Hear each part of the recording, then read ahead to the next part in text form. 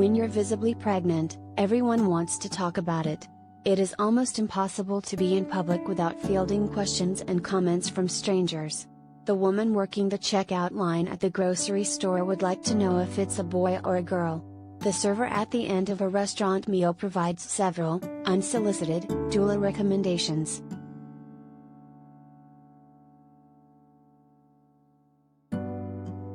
But when your baby dies, these same people who eagerly asked personal questions, "Was it planned? Are you sure it's not twins?" are now painfully silent.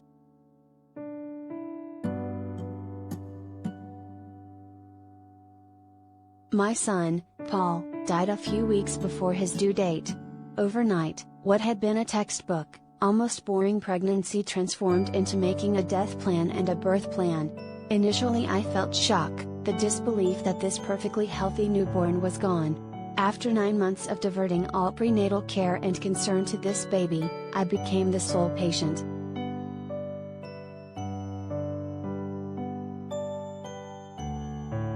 The experience of giving birth to a baby with no heartbeat in a maternity ward is jarring. There is no fetal monitor, nothing to hold when they insist you leave in a wheelchair.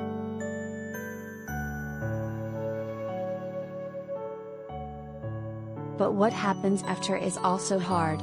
What happens is the rest of your life, the process of trying to keep a memory alive in a world that wants to forget it.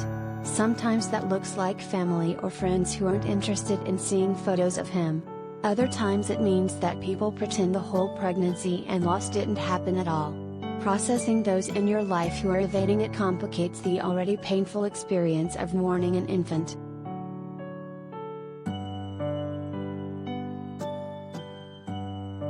Shortly after our baby died, I was at a child's birthday party with my young daughter. Another mother asked me how many kids I had. His loss was still so recent that I didn't know how to omit his presence. In these early days of grief, it didn't seem optional to leave him out.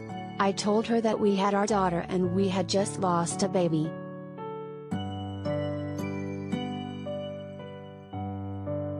I'll never forget the next scene. In one of her hands was a clear plastic cup of white wine, marked with a faint half-moon of lipstick. She raised her other hand like a stop sign to my face and said, "Stop. Or I'm going to start crying." Before I could react, she added, "But someday we'll have to get together, drink a bottle of wine and you can tell me all about it." She laughed.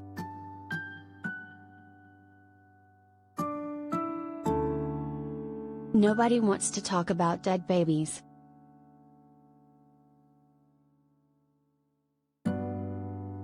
One in 160 babies is stillborn in the United States each year. That's 24,000 families per year that are often invisible in their grief.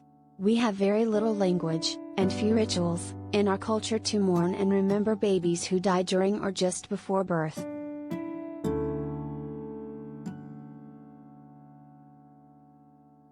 This silencing, this refusal to look at these lives that almost were, happens over and over in ways big and small. It is the proverbial salt in an already sizable wound. These responses are so quick and thoughtless, and yet an accordion of emotion is unleashed in those of us left behind.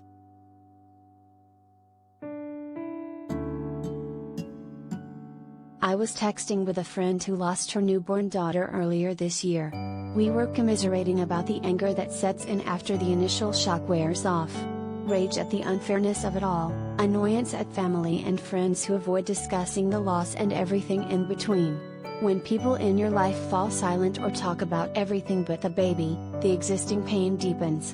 In the early days after his death, everything burned exponentially.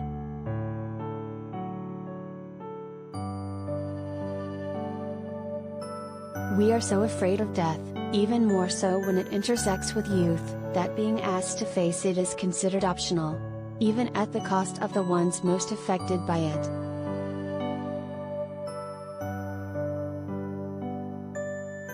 It is not optional for me, my friend, and countless others. This is not a photo or a story we can put down.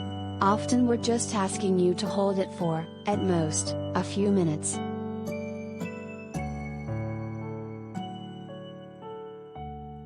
I am further along than my friend. Our stillborn son would be 9 this year.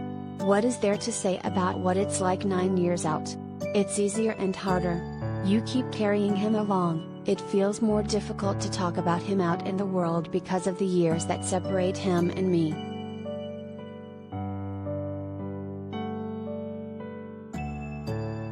As much as I try to unlearn all the tropes about grief and linear time, I'm still a product of this culture.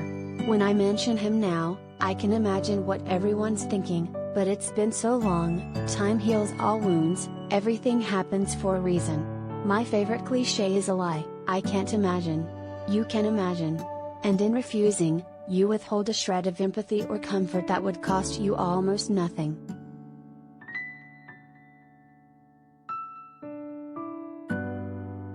I pick and choose now whether I mention him, and I, mostly, don't feel guilty when I don't.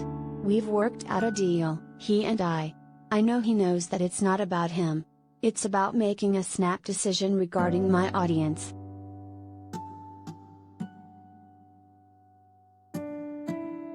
But what a gift it would be if grieving parents didn't have to make these social calculations. What if we normalized asking questions about babies who have died? Texting or calling your friend when something makes you think of them and their child. Sending them a photo when you see their name on a billboard out in the world. Writing down their birthdays and death anniversaries.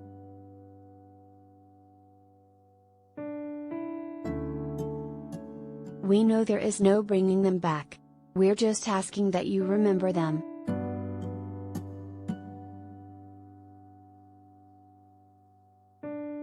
Do you have a compelling personal story you'd like to see published on HuffPost? Find out what we're looking for here and send us a pitch.